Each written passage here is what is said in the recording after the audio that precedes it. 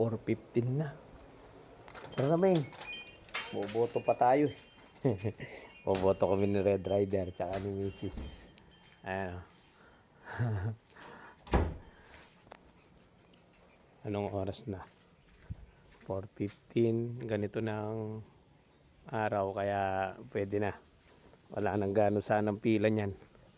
Lininis ko kanina dito kaya malinis tignan. Pati yung kuryente doon naayos ko dahil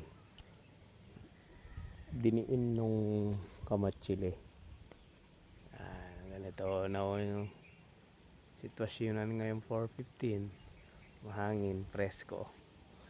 Boboto kami. Go, go, go.